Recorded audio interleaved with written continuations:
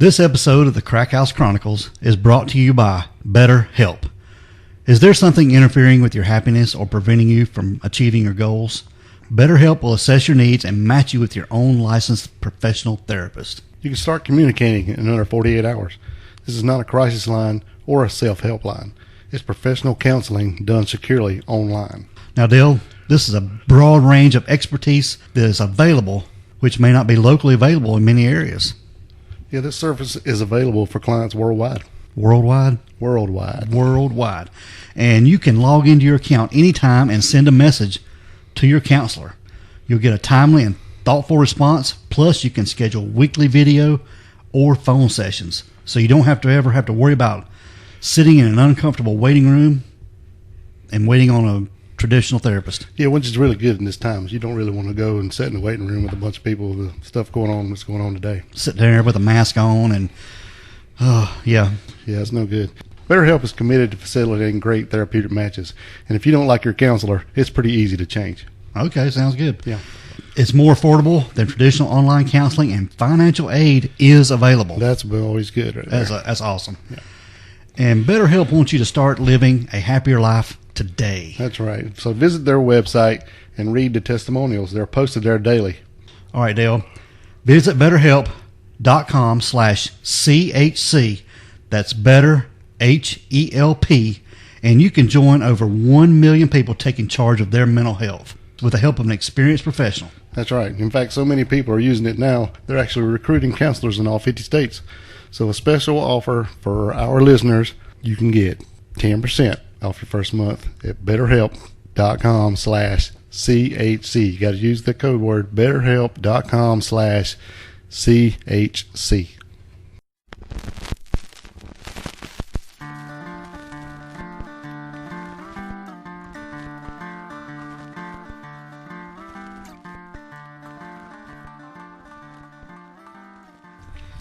Hey, what is up, everyone? Welcome to the Crack House Chronicles. I am Donnie, your host, and with me is a man who keeps spare change lying around just in case his regular change has a flat. It's Dale. That's pretty good. That's pretty good, especially in a change-free world. Oh yeah, there's a change shortage. Shortage. Yeah, and I'm the cause of it because I have a swear jar now. So it's overflowing. It's overflowing. Well, I got some spares if you need them. All right, what's going on, dude? What's happening, man? Oh, just ready to do some more Ramirez today. Yeah, we need to get it going. It's been a little bit, and life gets in the way, but we're ready to rock today. Absolutely. You got any kind of shout-outs or any kind of housekeeping for us, bud? Oh, just got a little bit. I'd like to give a shout-out to Kelsey Keller. She's a fan of the show. She bought a good bit of merchandise from us, and we appreciate that very much. Absolutely. She got a couple T-shirts and a hoodie and some other stuff, so we really appreciate that, Kelsey. And we want to remind everybody, too, like we do every episode, is check us out on our social media.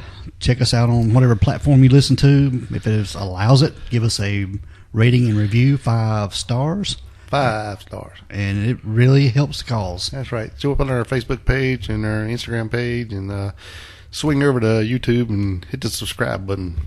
We like to get a few more. Yep. We need some collection. And also check out our website, the store page. Buy a T-shirt, mask, hoodie, mug, whatever. There's all kinds of stuff on there. Whatever. Just throw something in the gas jar if you want. Yeah, we might send you a sticker or something. All right, Dale, we're going to do part 2 of Richard Ramirez, the Night Stalker. And when we left off from part 1, we were talking about when Richard had killed Bill Doy. And then he went in and raped Lillian, who was bedridden. Right. Yeah. And what we left off from part 1 was, we told that Bill had gotten shot in the face by Richard. Yep. But Bill had managed to call 911. Yeah, it was pretty bad. He shot him right below the nose, I think. Yeah. And then the bullet had lodged in his throat. And then I think Richard maybe had beat him unconscious. Yeah. And then he went to go have his way with Lillian, and then Bill had actually come back to and crawled over to get the phone to call 911. Mm-hmm. So he basically would be the one to save her life. Yeah, he saved her life. So at this point, we'd like to give a little bit of recap from our first episode, because at this point we know that Richard had basically been groomed to be pretty much the perfect serial killer, Donnie. Yeah. I mean, he'd been desensitized to violence and had it all connected to sex in his head, where it was all the same difference, and basically was taught how to kill. His cousin Mike. Yeah. And his uncle. Yeah. Uncle Perv. Yeah. Yeah, from guns and knives, how to be silent and move through the darkness unnoticed, and he'd got really good at stealing cars and jewelry, and he was doing that, robbing all the houses and stuff to pay for his vices. So it was just basically another day in the life of Richard, was going out and robbing and raping. Mm-hmm. So at this point, he was pretty much getting deeper into Satanism and even believing that Satan was protecting his every move and preventing him from being caught. He was watching his back, basically. Yeah. There we get a little recap on that, and then let's dive right in. We'll move to the night of May 29th of 1985. This is when Richard was driving a stolen car, and he drove it to Monrovia, California, and he stopped at the house of Mabel Bale, which everybody called her Ma Bale. Right. And she was 83, and she lived with her disabled sister, Florence Lang, but everybody called her Nettie, and she was 81. And Richard broke into the house, and he found a hammer in the kitchen. Yeah, he went in to break in to go steal more stuff, but when he didn't find very much to steal, he kind of got a little ill about that. Yeah. So he got the hammer. And he bludgeoned and bound Lang in her bedroom, and then bound and bludgeoned Ma Bell before using an electrical cord to shock her. Yeah, there wasn't one just a little ding in the head. He was kind of swinging. Yeah, it was brain matter. Yeah, it was pretty bad. But I think what he done was he get a lamp and pull the cords out of a lamp. Yep. And it's still plugged in. He was shocking them with the lamp cords. Yep, it was a clock cord actually. Yeah. Yep. Clock cord. Okay. Same difference. Yeah. And after raping Nettie Lang, he used Ma Bell's lipstick, and he drew a pentagram on her thigh. Yep. And also on the walls of both bedrooms. Right. And the women, they were actually found about 2 or 3 days later. Yeah, he was found by like a gardener. He went around and knocked on the door and didn't get an answer. And like the second day, he actually went in and found them. And they were still alive. Yeah, after 2 days, and with their brains exposed, with several skull fractures and brain matter and everything, but they were still alive. Yeah. And actually, Nettie lived. Yeah, Nettie lived even though that Ma Bell had died. And it was actually the next day, Dale, Ramirez drove the same car to Burbank, California, and he snuck into the home of Carol Kyle. Yep. Went in through a doggy door. Yep. And a doggy door. Yep. Snuck around the back and reached up through the doggy door and unlocked the back door and went in. Yeah. I mean, them things are kind of scary in a way to have. Yeah, they're real handy if you're lazy and won't get off the couch. But then again, you're going to let the Night Stalker in the back door, so what's worse? I bet there's a lot of teenagers that snuck out and snuck back in the middle of the night through doggy doors. I'm sure. Yeah. Like I said, he drove the same car to Burbank, California. He snuck into Carol Kyle's home, and she was 42. And at gunpoint, he bound Carol Kyle and her 11-year-old son with handcuffs.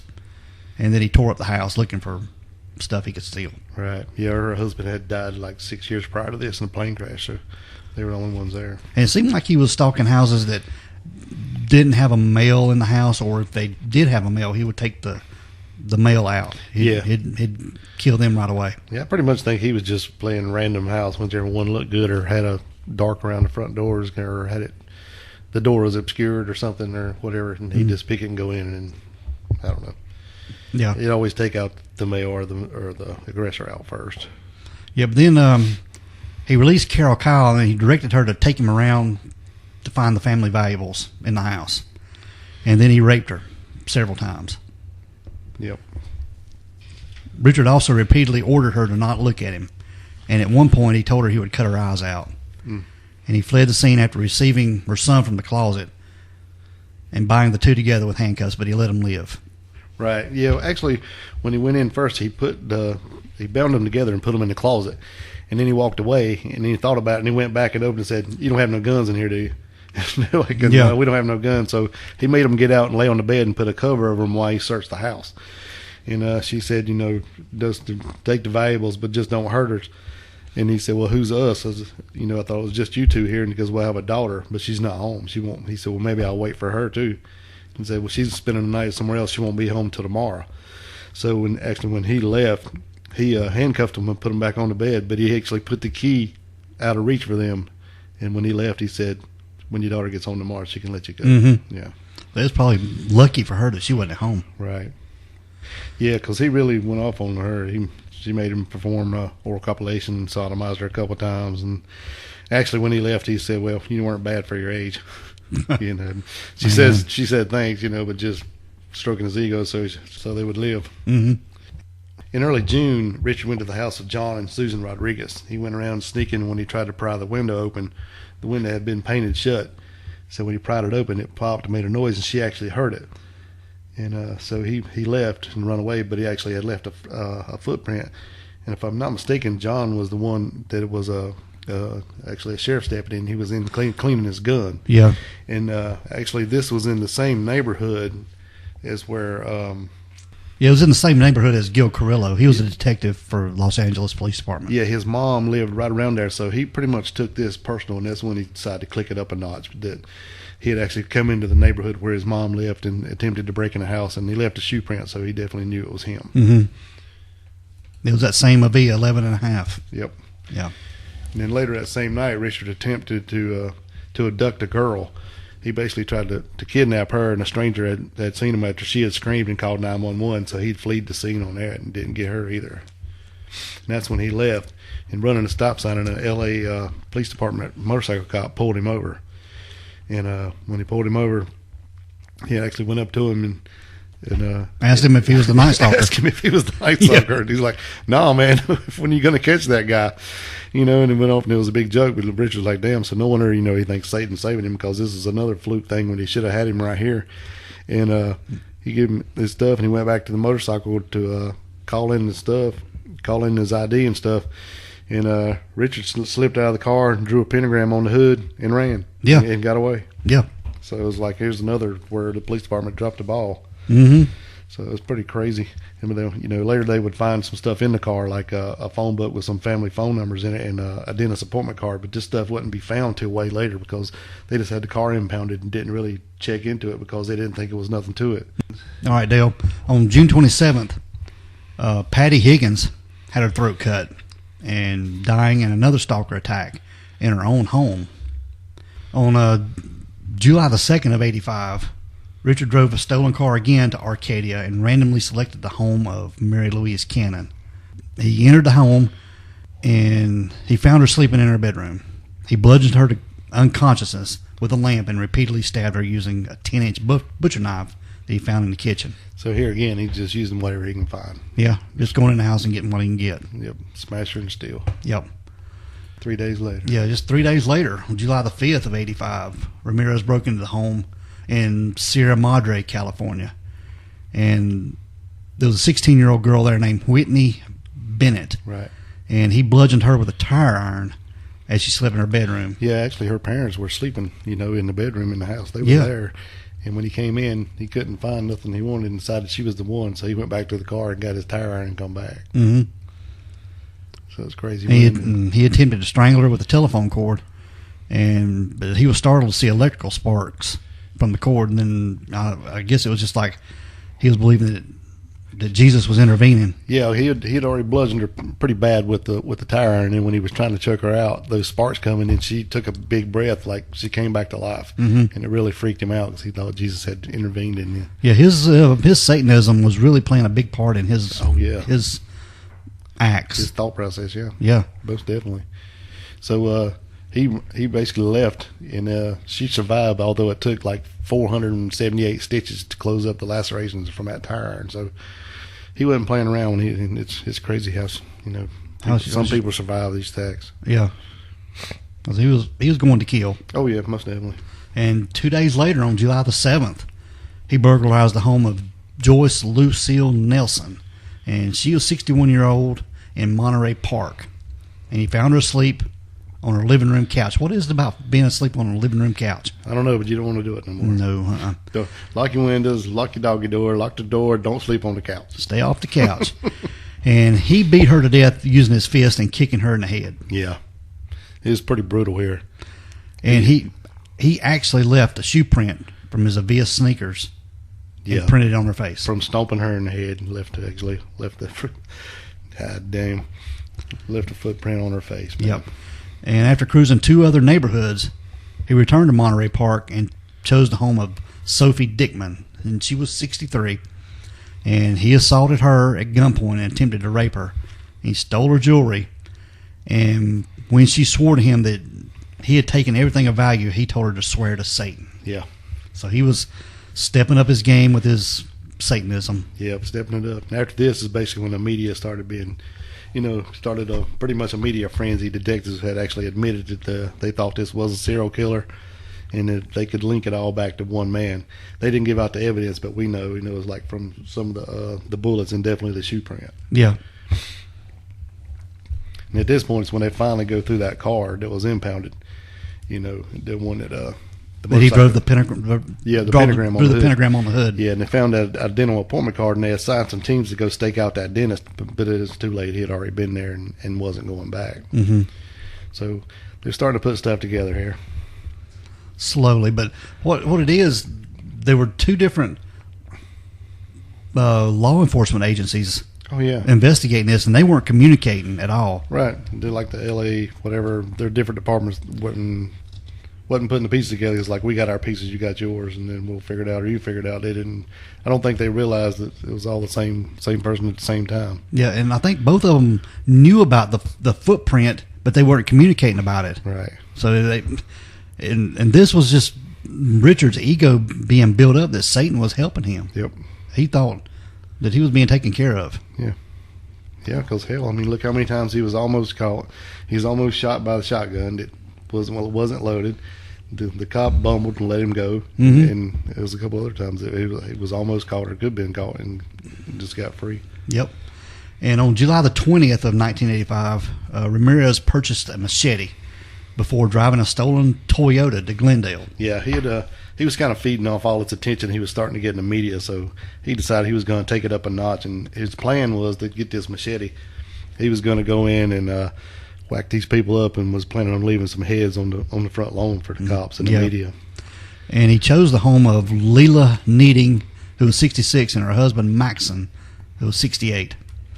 And he burst into the home, actually into their bedroom, and hacked them with the machete. Yeah, but it didn't go as according to plan, so it didn't hack up kind of like a Friday the 13th hacking. It hacked them up okay, but then he ended up shooting them and then robbing the house and then going back and hacking up a little more, and then he left. Yeah, he mutilated their bodies with the machete, right, and robbing the house of valuables. Yeah. All right, Dale, that next morning, after the Needings, it was about 4:15 in the morning, he broke into the home of the Kavanaugh family. Right. And he shot China Kavanaugh Kavanaugh in the head. Man, that's a hell of a name. Yeah, that's a tongue twister right there. But he shot him in the head with a .25 caliber handgun. So here he's went up to a 25, so this is a different gun now. Yeah, and he killed him instantly. Then he repeatedly raped and beat some kid Kavanaugh. And he bound the couple's terrified 8-year-old son before dragging some kid around the house to look for the valuables. And he stole all the valuables. Yeah, demanded her to swear to Satan that she wasn't hiding anything from him as well. Yep. Yeah, what he done, he left her and went to the bedroom where her husband Chanarong was sleeping. He put the gun to his head and shot him in the head. And he ran back to Somkin and noticed that she had taken off her wedding ring, and he slapped her. Mm. And then he ripped her off her nightgown and dragged her to the bathroom, where he cut the cord of the hairdryer and used it to tie her hands behind her back. And he took her into the bedroom where he raped her in the presence of her dead husband. Mm. And their boy's alarm clock went off, so he left some kid just for a minute and went to tie up the young boy and gag him with a sock. And he forced her to lie down on him and sodomized her. Then he told her he'd kill her and the kids if she didn't give him all the cash and valuables. And she gave him the diamonds and other precious stones that he had gotten from her brothers, who was a jeweler. And after Ramirez got the valuables and he raped the wife, he took their 8-year-old son into the next room with a bottle of baby oil. And Mrs. Kavanaugh was forced to listen to Ramirez as he raped her son. So he sodomized him with a bottle of baby oil? Yep. And he stole he stole about $30,000 in cash and jewelry. And on just a couple weeks later, on August the 6th of 85, Richard Ramirez drove to Northridge, California, and broke into the home of Chris and Virginia Peterson. and he crept in the bedroom and startled Virginia, who was 27, and shot her in the face with a .25 caliber semi-automatic handgun. Then he shot Chris in the neck and attempted to flee, but Chris fought back and avoiding being hit with 2 more shots during the struggle before Ramirez managed to escape. Right, yeah. When he shot Virginia in the face, he's like shot her like right under the eye, and then it went down like through her throat and out the back of her neck without hitting anything that was vital. Yeah. So both of these people lived. Yeah, they survived. Yeah, he shot Chris, and he actually fought him off, and he shot at him 2 more times, but he missed him. So Richard fled the scene, and both of these people survived and ended up later testifying him in court. And I've heard too that Richard was kind of if he was being challenged in any way, it almost be like a scaredy cat. He would flee. Well, I'm sure. And these people are young too. Both of these are in their 20s, so they were pretty strong. Yeah, they had some gumption about him. Yeah, and well, Richard wasn't a big guy anyway. He was kind of lanky and stuff, so yeah, he could be a real tough guy against kids and really old folks, but especially when he went in and shot them and tied them up, Mm-hmm. Now, 2 days later, on August the 8th, Ramirez drove a stolen car. What is it about him and stolen cars? That's all he ever drove. Yeah. And during this whole thing, I'm thinking he had like 5 or 6 different cars, so that was another way that they didn't really know how to find him or how to keep up with him. It was his MO was always changing. It wasn't never the same. He was always using different weapons. Mm-hmm. Different, it was just picking houses at random, so they couldn't get a pattern, and then they didn't know what he was driving because it was always something different. Yeah. The only thing that stayed the same was that shoe print. Like I said a while ago, even the gun changed after a while. Because he had a .22 revolver, and then it went to a .22 automatic. Now it's a .25. Yeah. So that's changed. The only thing that hadn't changed is the shoes. Yeah, we're going to talk about that a little bit later. And his bad breath, maybe. Yep. And we're going to talk about that too. And like I said, he drove 2 days later. Ramirez drove a stolen car to Diamond Bar, California, and he chose the home of Sakina Abawath, who was 27, and her husband Elias Abawath. He was 31. And it was just a little after 2:30 a.m. he entered the home and went into the master bedroom. He instantly killed the husband, Elias, and shot him in the head with a .25 caliber handgun.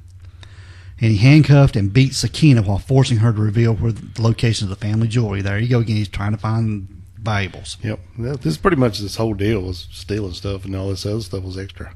He brutally raped her and then repeatedly demanded her to swear to Satan that she would not scream during the assault.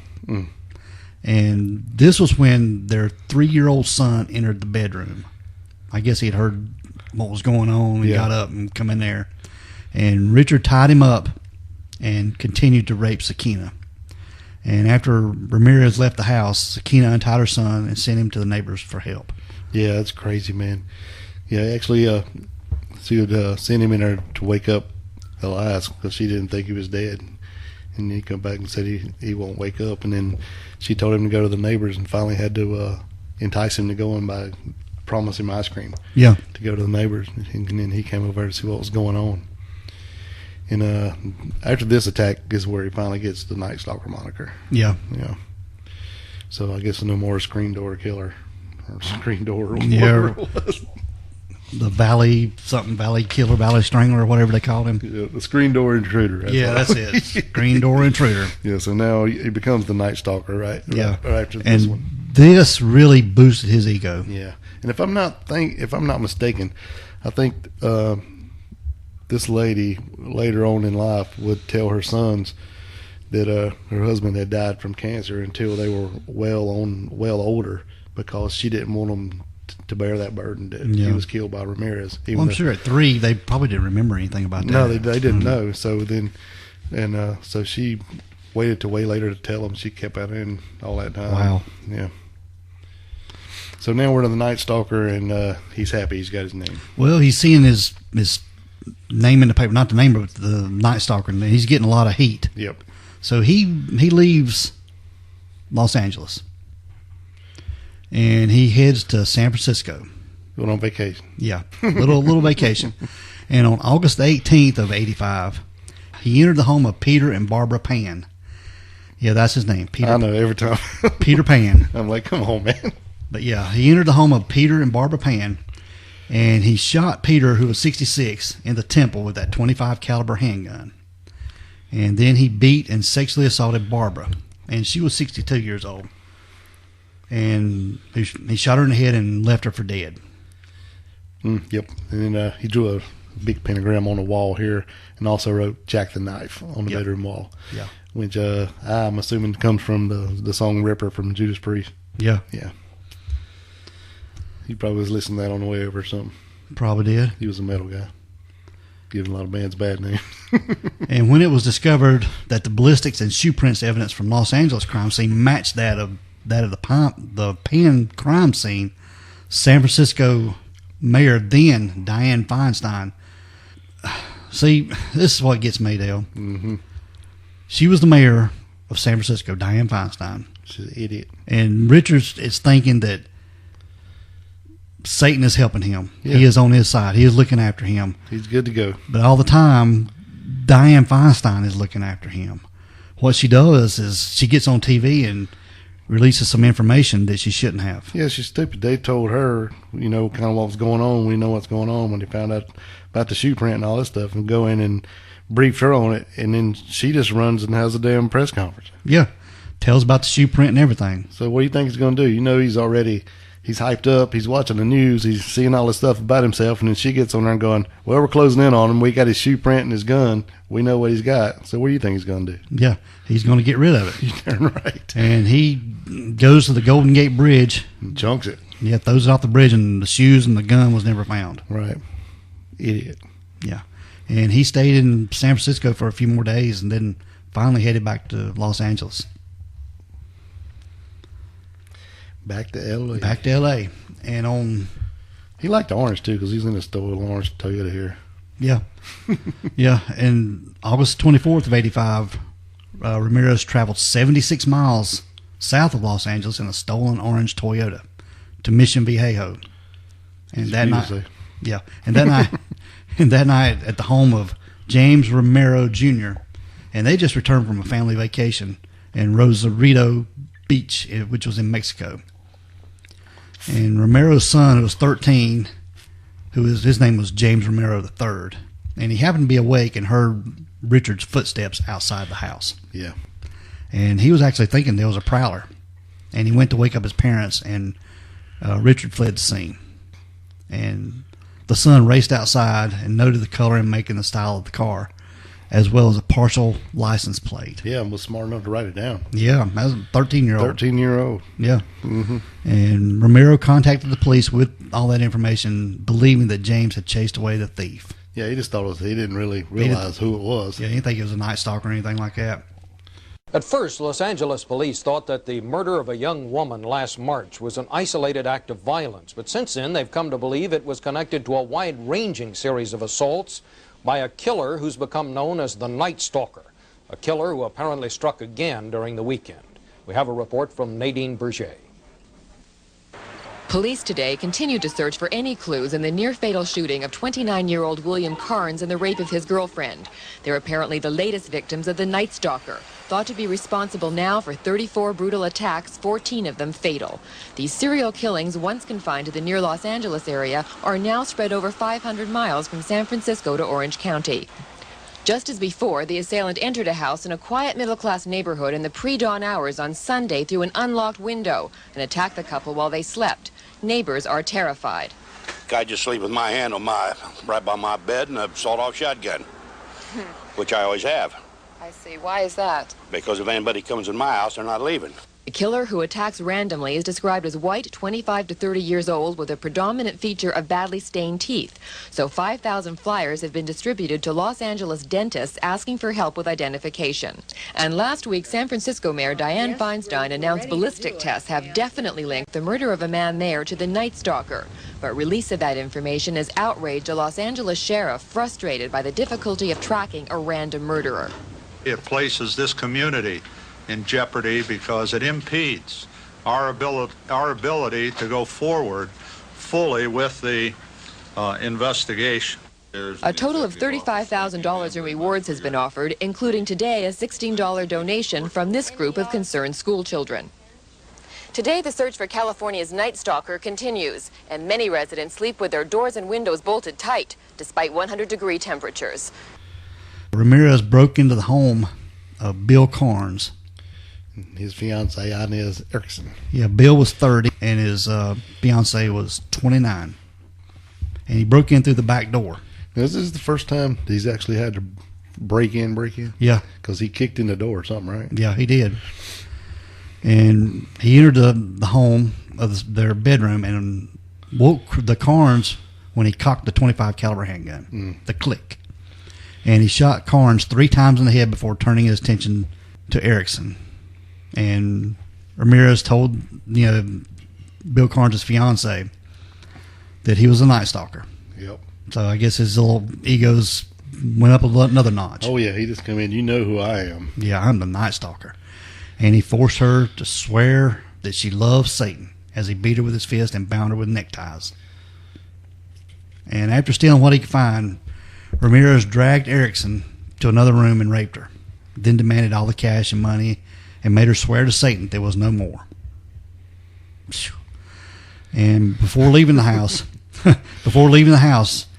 Richard told Inez, tell him the Night Stalker was here. Yep. And Inez untied herself and went to the neighbor's house to get help and help her fiance. Yeah, and then Bill actually lived. Yeah, After being shot in the head 3 times. Yeah, removed two of the bullets from his head. I think he still got one still lodged in his head. Crazy. Yeah. But Inez was able to give a detailed description to the investigators, and police obtained a cast of Ramirez's footprint from the Ramirez house. So now this would be a new shoe then, wouldn't it? Yeah, it would. And I'm sure it's an 11.5. Yeah. So you can't change that unless you just change your whole shoe size. Unless it's like a 14 or something. Yeah. A little floppy. Yeah. Clown shoe. Yeah, there you go. And the stolen car was found on August the 28th in Wilshire Center, Los Angeles. Yeah, now this is the car that little Romeo found, right? Or had jotted down a number, right? Yeah, Yeah. a little 13-year-old boy. Yeah, what was his name? James, not Romeo. James Romero. The police obtained a single fingerprint from the rearview mirror. It's actually on the back side of the rearview mirror because Richard was always careful about wiping down stuff and cleaning up his fingerprints. Yeah, he had been arrested before, and he knew his fingerprints were in the system, so he's always really diligent about cleaning up and wiping clean the cars and stuff, the stolen cars. But this one was on the rear side of the rear view mirror, and it was only a partial, and they run it, and sure enough, it was him. Yep. And also, at this time, the print, like I said, the print was positive identified as Ramirez. Yep. And described him as a 25-year-old drifter from Texas with a long rap sheet from everything, res, traffic, illegal drugs, and everything. Yep. So then when they run that, they had the picture and everything, mugshot from when he had been arrested, and from December 12th, 1984. And then so now they knew the Night Stalker finally had a face, and that's when they called a press conference announcing that we know who you are, and soon everyone will know where you are. And they was plastering this all over TV and newspapers and everything. Nowhere to hide now. Yeah. Richard didn't know any of this press conference stuff was going on. No, he missed out on all this big story. He was going to go see his brother. Yeah, and on August the 30th, Ramirez took a bus to Tucson to go see his brother. And he was totally unaware that he was, the lead story. It's crazy, isn't it? And then television and newspapers and everything. He had no clue. Not a clue. But he didn't get to meet his brother. I don't know what happened or anything like that. But there's plenty of weird stories about that. But anyway, whatever he did, he just decided to take the bus and come back to L.A. Yeah. And and a funny story about when he got back to L.A., the cops were already casing the bus stations. They thought he was going to try to get out of town. Yeah, so when he pulled in, they're all looking on outgoing, and he hops off a bus and sees them and kind of ducks and walks right by them. Yeah, they wasn't looking for him to come back into town. Right, they didn't know he had left. So he went across the road into a little store. So there he thought he's free again. Yeah, he thought Satan was looking after him. Yep. And he went into the store and looked down and saw the newspaper and saw his name and saw his picture on the front page. Everywhere. Yeah. So it was getting hot. That's when he looked up and seen there was a group of elderly, I can't even say, a group of older Mexican ladies were all over there, and they started screaming El Matador, which means the killer. And that's when he realized the jig was up. Yeah. And he ran across the Santa Ana freeway, and he attempted to carjack a woman. And he was chased away by bystanders, but they chased after him. Yep. Yeah, he tried to get a couple cars, didn't work too good. and he went over several fences, and